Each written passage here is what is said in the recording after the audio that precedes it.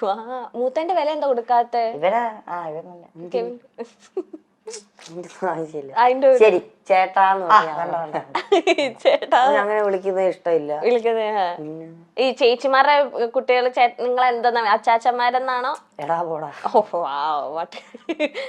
രസം അതായിരിക്കൂലേ രസം. നിങ്ങൾ കൂടുതലും വിളിക്കുന്നത് അച്ചു അപ്പു. ദേശീയൊക്കെ ഞാൻ അങ്ങനെ വിളിക്കും. എന്തെങ്കിലും ആവശ്യം സാധിക്കാനുണ്ടെങ്കിൽ അമ്മാച്ചന്മാരെന്ന് വിളിക്കും. അമ്മാച്ചന്മാരെന്ന്. ഓക്കേ. എടാ ഈ വാടാന്ന് പറയാ അങ്ങനെ വിളിക്കും. അമ്മാച്ചന്മാര് മറ്റേ കോട്ടയം സൈഡിലല്ലേ? ഓക്കെ. ഈ ചേച്ചിമാരെന്ന് പറഞ്ഞാലും നിങ്ങളെക്കാളും കുറച്ചധികം ഏജ് ഡിഫറൻസ് ഉള്ളവരാണ്. ഇതാ ഒരുമിച്ചൊക്കെ പറഞ്ഞു. അതെ, നല്ല പ്രായമുണ്ട്. അതെ, അവരും കിട്ടി, അവർക്കും കുട്ടികളുണ്ട്. അപ്പം ചേച്ചിമാരെ നിങ്ങൾ ഒരു അമ്മയ്ക്ക് തുല്യ ഒരു ചേച്ചി അമ്മ എന്നൊക്കെ പറയുന്ന പോലെ തന്നെ ആയിരിക്കുമല്ലോ നിങ്ങളെ കുഞ്ഞുനാൾ തൊട്ട് നിങ്ങളുടെ മേജർ ഡിസിഷനിൽ പപ്പയുടെ മമ്മിയുടെ ഒപ്പം തന്നെ ചേച്ചിമാരും പളിയന്മാരൊക്കെ ഉണ്ട്. അപ്പം ചേച്ചിമാരായിട്ടുള്ള ആ ഒരു ഗിവ് ആൻഡ് ടേക്ക് അല്ലെങ്കിൽ ആ ഒരു ഇന്റിമസി ഒക്കെ എങ്ങനെയാ? ചേച്ചിമാരിയായിട്ടായിരുന്നു ഞങ്ങൾ കൊച്ചിലെ തൊട്ട് കൂടുതൽ ഇതും അവരോടൊക്കെ ആയിരുന്നു പണ്ട് തൊട്ടേ ഞങ്ങൾ കിടക്കുന്നത്. ഇവനായിരുന്നു കൂടുതൽ കൊഞ്ചിരി. ചേച്ചി രണ്ട് ചേച്ചിമാർക്ക് ഇവന് ഇച്ചിരിയേ ഉള്ളായിരുന്നു എന്നെക്കാളും.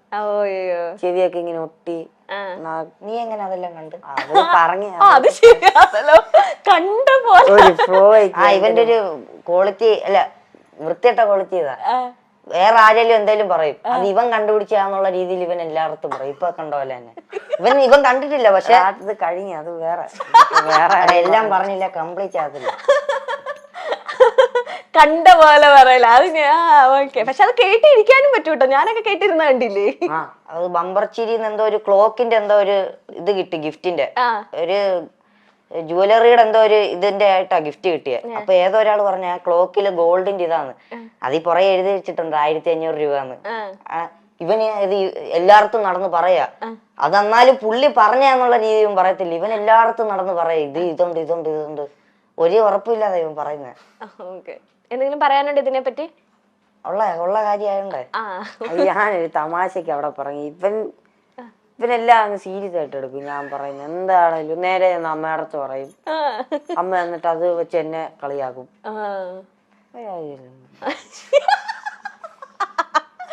ഓക്കെ, നമ്മൾ പറഞ്ഞു തന്നത് ആ ചേച്ചിമാരെ ഏറ്റവും കൂടുതൽ കൊഞ്ചിച്ചോണ്ടിരുന്ന കെവിനെ ആയിരുന്നു. രണ്ട് ചേച്ചിമാരും. അതെ അതെ അതെ. ചേച്ചിമാരുടെ സ്റ്റോറിയില് ഇവനെ പറ്റി പറഞ്ഞിട്ടില്ല. എന്നെ കൊഞ്ചിക്കൊക്കെ ചെയ്യും. ഇവൻ അടുത്ത് ചെല്ലാറില്ല. അങ്ങനല്ല, കൊച്ചിലെ പറയാറുണ്ട് ഓടെ കിട്ടിയതാണ്.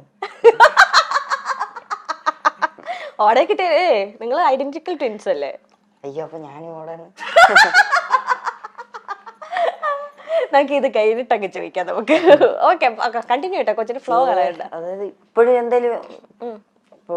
എന്തേലും വാങ്ങിക്കാനുണ്ടെ തന്നെ ഞങ്ങൾ ചേച്ചിമാരോടായിരിക്കും ചോദിക്കുന്നത്, ഏത് വാങ്ങിക്കണം, ഏത് വേണം, ഇതിൽ ഏതാണ് വേണ്ടത്. ഇച്ചിരി കൂടെ അടുപ്പം ചേച്ചിമാരോടാ. ചേച്ചിമാര് ഭയങ്കര നിങ്ങൾക്ക് പറയുന്നതെല്ലാം ഇങ്ങനെ മേടിച്ചു തരുമോ ഇങ്ങനെ ഭയങ്കരമായിട്ട്? കാരണം രണ്ട് ചേച്ചിമാർക്ക് കിട്ടിയേക്കുന്ന രണ്ട് അനിയന്മാരാണല്ലോ. അപ്പൊ ഒരു ഫസ്റ്റ് ചൈൽഡ് പോലെ ആയിരിക്കുമല്ലോ അവർക്ക്.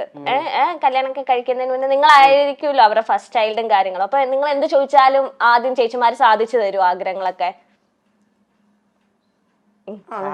കൂട്ടിന് നിൽക്കും ഞങ്ങളുടെ എല്ലാത്തിനും. ഞങ്ങൾ കൂടുതലും ആ സമയത്തൊക്കെ വെളിയിൽ പോണം, കറങ്ങാൻ പോണം എന്നൊക്കെ പറയാം. അപ്പൊ ഞങ്ങളെ കൂട്ടിക്കൊണ്ടവര് പോകും.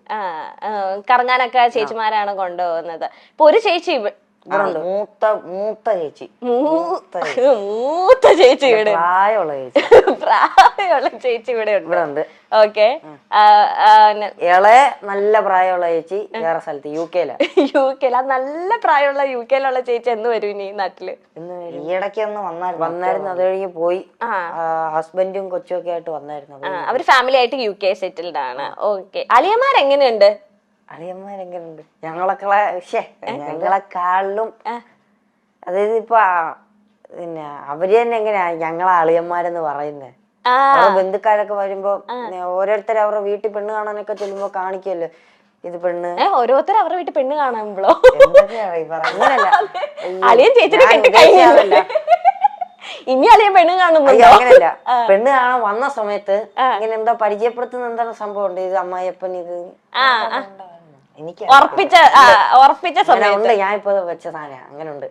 അപ്പൊ പിന്നെ ഇതാരെന്ന് ചോദിക്കുമ്പോ അളിയന്മാരെന്ന് പറയാൻ അവർക്കെന്തോ ഒരു അഭിമാനം. പിന്നെ അല്ലേ? ആ ഞാൻ എന്തൊക്കെയാണ് ഈ പറയുന്നത്? അത് നിങ്ങൾ എന്തൊക്കെയായി പറയുന്നത്? മറ്റേ ഹാഷിർ പറയുന്നത് എന്തൊക്കെ കൊച്ചു കേരളത്തിൽ നടക്കത്തോ. ഓക്കെ. അല്ല അളിയന്മാര് എങ്ങനെ എടാ പോടവരെ നിങ്ങൾ തോളത്തൊക്കെ ഇട്ട് എന്നെ ഉണ്ട് അങ്ങനെയൊക്കെയാണോ? അങ്ങനെയൊന്നുമില്ല. അങ്ങനെയൊന്നുമില്ല.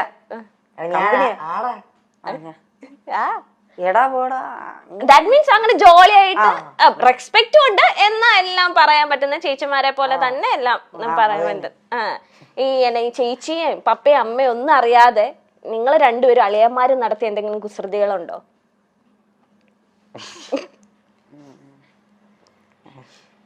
ഉണ്ടോ? അങ്ങനെ ചോദിച്ചാ അങ്ങനെ ഇല്ല. അങ്ങനെ കാര്യം ഇത്ര നേരം ഇരുന്നപ്പോ ഓർത്ത് എന്തെങ്കിലും ഞാനും പ്രതീക്ഷിച്ച എന്തെങ്കിലും. ചേച്ചിമാരെ അങ്ങനെ നിങ്ങൾ അളിയൻ ഗ്യാങ്സ് അങ്ങനെ ഒന്നും ഒപ്പിച്ചിട്ടൊന്നുമില്ല. ഈ സീക്രട്ടുകളൊക്കെ ഈ മനസ്സിൽ ഇരിക്കാത്തത് ആർക്കാ നിങ്ങളെ രണ്ടുപേരുടെ ഇടയില്? വെളിയിൽ പറയുന്നത് ആരാ? അത് ഇവൻ എന്തേലും എന്തേലും ഒരു സംഭവം നടന്നു കഴിഞ്ഞ് ഇവന്റെ ഇടയിൽ എനിക്കറിയത്തില്ല, ഇവൻ എന്തേലും സംഭവിച്ചു കഴിഞ്ഞാൽ ആരോടെങ്കിലും പറയണം. അത് അയാൾ കേട്ടില്ലേ പോലും അവന് പറഞ്ഞു തീർക്കണം. ഞാൻ പറയും ഇടയ്ക്ക് ഭിത്തി നോക്കി വല്ലതും പറയും, ഞാൻ ശ്രദ്ധിക്കത്തില്ല, എന്നാലും അവനത് പറഞ്ഞോണ്ടേ ഇരിക്കണം, ഒരു സമാധാനം കിട്ടുക. ഓക്കെ. അതല്ല എന്തെങ്കിലും ഇപ്പം എവിൻ പറയാണ് എടാ ഇത് വീട്ടിൽ പറയല്ലോ നമുക്ക്, അങ്ങനെയൊക്കെ പറഞ്ഞിട്ട് ഇങ്ങനെ അമ്മയോടോ പപ്പയോടോ ഒക്കെ പറഞ്ഞിട്ടുണ്ടോ? വീട്ടിൽ പറയാ